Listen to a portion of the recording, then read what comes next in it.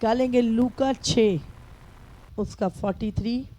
कोई अच्छा पेड़ नहीं जो निकम्मा फल लाए, और ना तो कोई निकम्मा पेड़ है जो अच्छा फल लाए। हर एक पेड़ अपने फल से पहचाना जाता है, क्योंकि लोग झाड़ियों से अंजीर नहीं तोड़ते और ना झड़बेरी से अंगूर। भला मनुष्य अपने मन के भले भंडार से भली बातें निकालता है, और बुरा मनुष्य अपने मन के बुरे भंडार से बुरी बातें निकालता है, क्योंकि जो मन में भरा है वही उसके मुंह पर आता है। हालेलुया। तो हम यहाँ पे देखते हैं, यहाँ पे निकम्मा पेड़ है ना, और अच्छा पेड़ कौन है?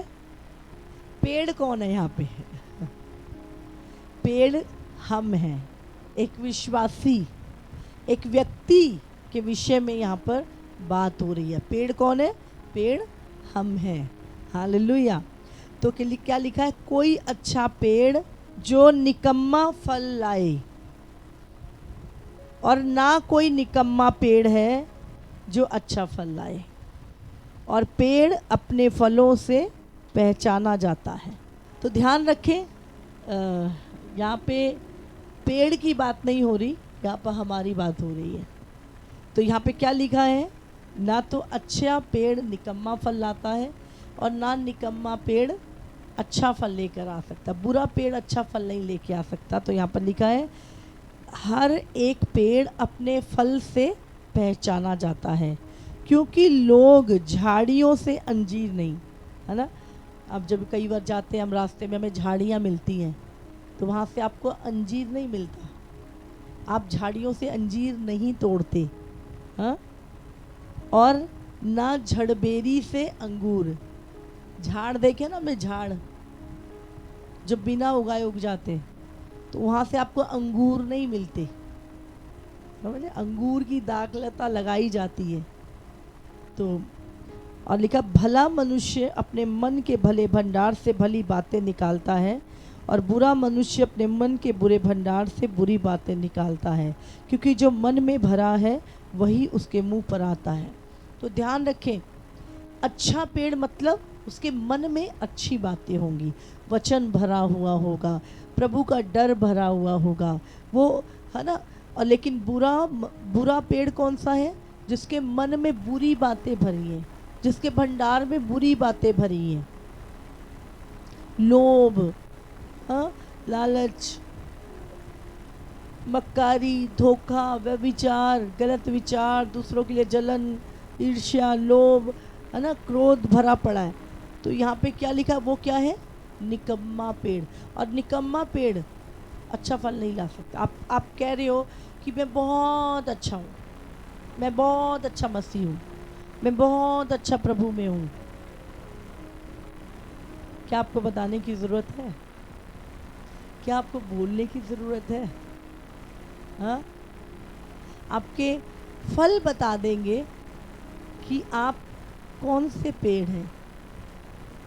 तो यहाँ पे क्या लिखा है कि अगर आप अच्छा कहते हो कि मैं एक बहुत अच्छा विश्वासी हूँ, मेरे में कोई बुराई नहीं, मुझ में कोई पाप नहीं है, तो आपके फल भी वही दिखाई देंगे, है ना।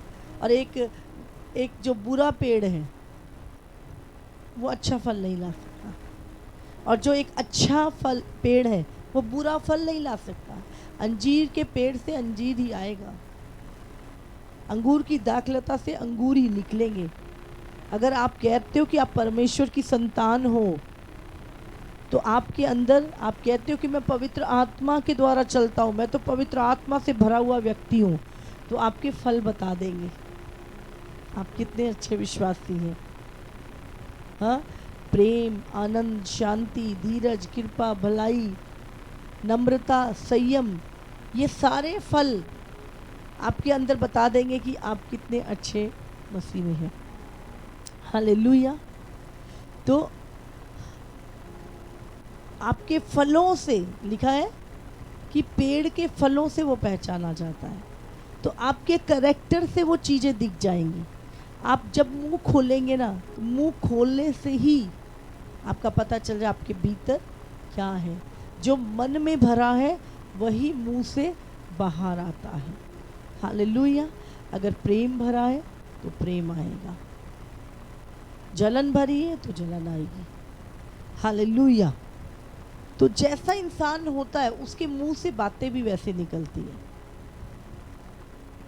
ये नहीं हो सकता कि आप कह रहे नहीं नहीं मैं तो हूँ नहीं ऐसा, मैं तो बहुत अच्छा हूँ, पर आपके मुंह से जो आपका बोलना है वो बता देता है कि आप कैसे हैं, क्योंकि आपके मुंह से वही निकलेगा जो आपके मन में भरा है। अब मन में अगर वचन भरा है, मन में प्रभु के लिए भूख प्यास भरी है, मन में अगर प्रेम भरा है तो मुंह से भी वही निकलेगा। समझ रहे हैं आप? तो जो मन में भरा है वही मुंह से आएगा। अब मुंह में अगर आपके हृदय में वर्शिप भरी हुई है, आप सारा दिन मसीह गीत सुनते हैं, अगर आप सारा दिन परमेश्वर के गीत सुनते हैं, परमेश्वर का वचन सुनते हैं, तो आप कहीं भी जाएंगे, कहीं भी बैठेंगे तो आपके मुंह से वचन निकलेगा। हाँ, आप पूरा दिन फिल्मी गाने सुन रहे हो, अब क्या निकलेगा मुंह से? आपकी वर्शिप। आपको जो अंदर भरा जाएगा, याद रखिए एक बात, वही बाहर आएगा। तो आपके हृदय में क्या भरा हुआ है वो आपके फल बता देगा। तो आपको अपनी सफाई देने की ज़रूरत नहीं है, आपके फ्रूट ही आप कैसे पेड़ है आपको बता देंगे। बाइबल में क्या लिखा? यीशु ने कहा जो मुझसे प्रेम करते हैं वो मेरी आज्ञाओं को मानते हैं। यूहन्ना 15 निकालेंगे, 15 का 9 और 10 वचन हम पढ़ेंगे। जैसा पिता ने मुझसे प्रेम रखा, यीशु मसीह कह रहा है यहाँ पर, वैसा ही मैंने तुमसे प्रेम रखा, मेरे प्रेम में बने रहो। अब हम यीशु के प्रेम में कैसे बने रहेंगे? कैसे बने रहेंगे? सुनो, यदि तुम मेरी आज्ञाओं को मानोगे तो मेरे प्रेम में बने रहोगे, जैसा कि मैंने अपने पिता की आज्ञाओं को माना है और उसके प्रेम में बना रहता हूँ। हालेलुया। तो अगर आप कहते हैं कि आप परमेश्वर से बहुत प्रेम करते हैं तो आप परमेश्वर के प्रेम में बने रहेंगे। और बने कैसे रहेंगे? लिखा है जो मुझसे प्रेम करता है वो मेरी आज्ञाओं को मानता है और जैसे मैंने अपने पिता की आज्ञाओं को माना है और उसके प्रेम में बना रहता हूँ।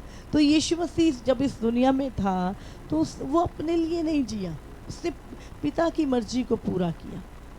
वो हमेशा मैं अपनी मर्जी से नहीं आया, पिता ने मुझे भेजा है। वो हमेशा पिता से कनेक्ट रहता था और वही करता था जो पिता को भाता था। हालेलुया। उसने शैतान के आगे घुटने नहीं टेके, उससे पाप के आगे घुटने नहीं टेके। आप जानते हैं वो 100% मनुष्य और 100% परमेश्वर था। इसलिए हम नहीं कह सकते मैं नहीं कर सकता। यीशु इंसान बन के क्यों आया और क्यों उसने वो सारी चीज़ों पे जय पाई? तो अगर यीशु पा सकता है तो हम भी पवित्र आत्मा के द्वारा हर एक पाप के ऊपर, हर एक अपनी बुरी चीज़ के ऊपर जय पा सकते हैं। और अगर आप परमेश्वर के प्रेम में बने हुए हैं, परमेश्वर यहाँ पे क्या कहता है? मेरे प्रेम में बने रहोगे, जैसा कि मैं अपने पिता की आज्ञाओं को माना है और उसके प्रेम में बना रहता हूँ। बने रहना, एक दिन आज्ञा मानना नहीं है, एक दिन परमेश्वर के साथ चलना नहीं है, अंत तक।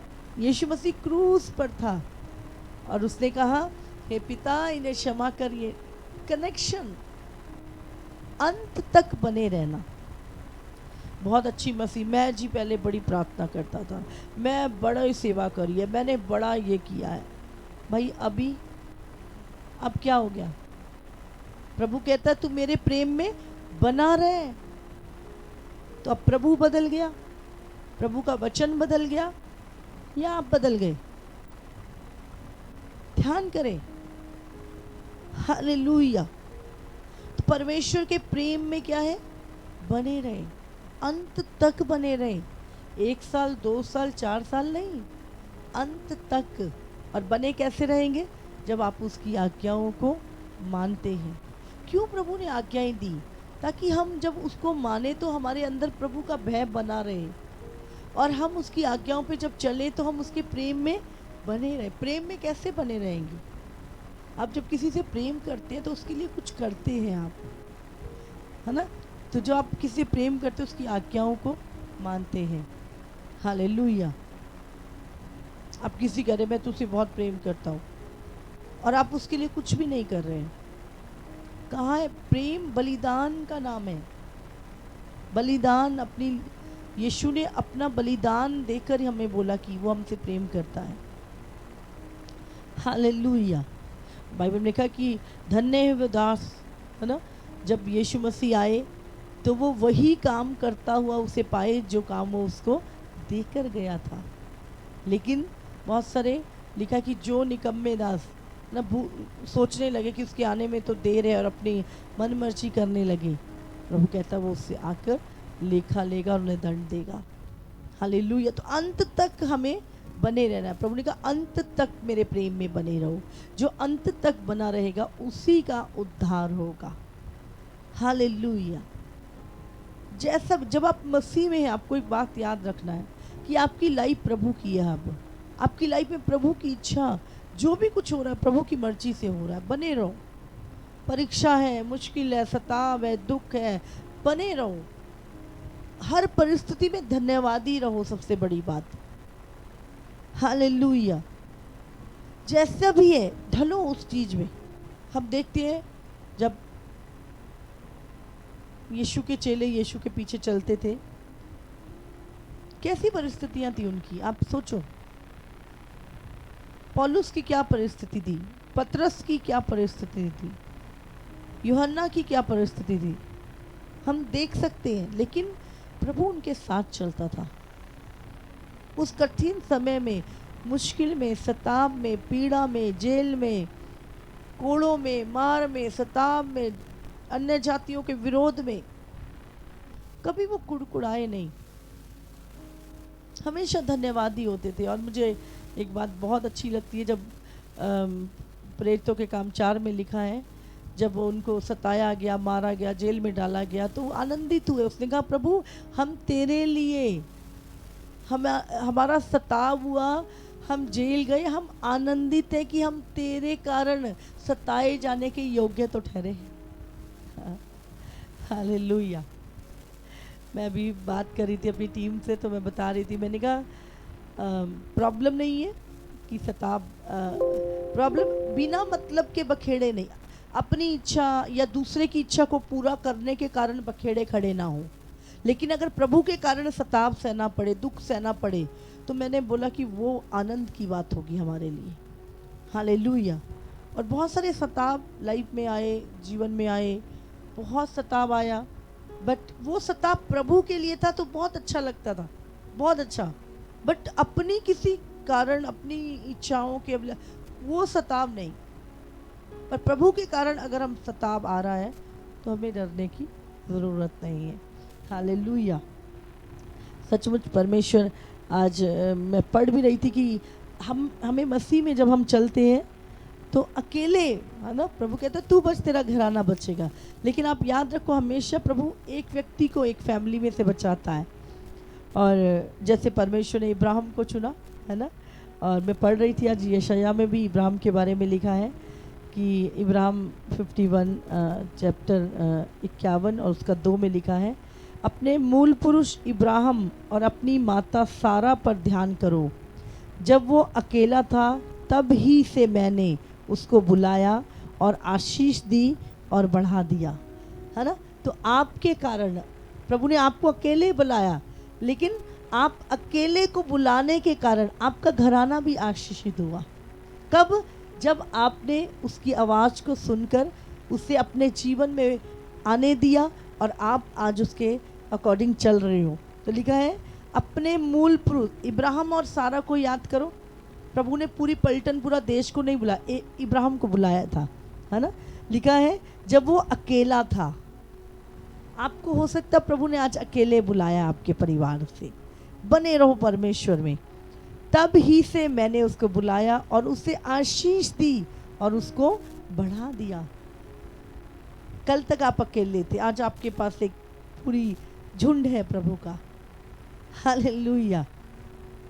तो मैं अब पढ़ रही थी, इसमें आगे लिखा है, अगर हम 6 पढ़े, आकाश की ओर अपनी आंखें उठाओ और पृथ्वी को निहारो, क्योंकि आकाश धुएं के समान लोप हो जाएगा और पृथ्वी कपड़े के समान पुरानी हो जाएगी, और उसके रहने वाले यूं ही जाते रहेंगे, यूं ही। परंतु जो उद्धार मैं करूंगा, परमेश्वर कह रहा है, जो उद्धार मैं करूंगा वो सर्वदा ठहरेगा और मेरे सत्य का अंत ना होगा। हालेलुया। समझ रहे हैं आप? परमेश्वर क्या कहता है? आकाश की ओर अपनी आंखें उठाओ और पृथ्वी की ओर निहारो, आकाश धुएं के समान लोप हो जाएगा एक दिन, और धरती पुराने कपड़े के समान चली जाएगी, और उस पर रहने वाले भी यूं ही जाते रहेंगे। परंतु जो उद्धार मैं करूंगा वो सर्वदा बना रहेगा, वो सर्वदा ठहरेगा, और मेरे सत्य का, धर्म का अंत ना होगा। आगे लिखा है, हे धर्म के, हे सत्य के जानने वालों, जिनके मन में मेरी व्यवस्था है ना। बहुत ट्रांसलेशन में कुछ चीज़ें यहाँ पे धर्म की जगह सत्य निष्ठा वचन है। हे सत्यनिष्ठा के जानने वालों, जिनके मन में मेरी व्यवस्था है, तुम कान लगाकर मेरी सुनो। मनुष्यों और उनके निंदा करने से विस्मित ना हो, घबराओ मत, क्योंकि घुन उन्हें कपड़े के समान और कीड़े उन्हें ऊन के समान खाएगा। परंतु मेरा सत्य अनंत काल तक और मेरा उद्धार पीढ़ी से पीढ़ी तक बना रहेगा। हालेलुया। तो प्रभु कहता है कि मनुष्य की नाम धराई, वो तुम्हारे विषय में उल्टा बोल रहे हैं, गलत बोल रहे हैं, तुम्हारे विश्वास के कारण। उनकी नाम धराई से मत डरो, और उनकी निंदा करने से, अगर वो तुम्हारी निंदा कर रहे हैं तो बेचैन मत हो, बिल्कुल मत डरे। जब दानियल अपने विश्वास में खड़ा था, है ना, राजा ने आज्ञा निकाली, विश्वास के कारण उसके ऊपर परीक्षा आई, वो डरा नहीं, राजा की आज्ञा से नहीं डरा, शेरों से नहीं डरा, वो अपने विश्वास में बना रहा। आपको अपने विश्वास में क्या है? बना रहना है। और आगे इसमें 12 में लिखा, मैं ही तेरा शांति दाता हूँ। तू कौन है जो मरने वाले मनुष्य से और घास के समान मुरझाने वाले आदमी से डरता है? हालेलुया। और आकाश के तानने वाले और पृथ्वी की नींव डालने वाले अपने कर्ता को भूल गया है। समझ रहे हैं? मनुष्य से डर रहे हैं जो कल को मर जाएगा, मुरझा जाएगा, खत्म हो जाए, उस मनुष्य से जिस परमेश्वर ने आकाश को ताना, है ना, अपने फीते से नाप दिया उसने, वो परमेश्वर जिसे सब कुछ बनाया, उसका भय माने। हालेलुया। मनुष्य के डराने से मत डरो। प्रभु कहता, मैं ही तेरा शांति दाता हूँ, मैं ही तुझे अपनी शांति दूंगा। तो याद रखें, प्रभु ने आपको बुलाया है, और जो उसके वचन पे चल रहे हैं अंत तक बने रहना है। मेरा आज का जो मेन है, अंत तक। बहुत सारे लोग, पहले मैं प्रभु में बड़ा 8 घंटे प्रार्थना करता था, जब मैं आया था ना प्रभु में, मैं ये करता था, मैं वो करता था, बड़ी छोड़ते लोग। अभी क्या हो गया?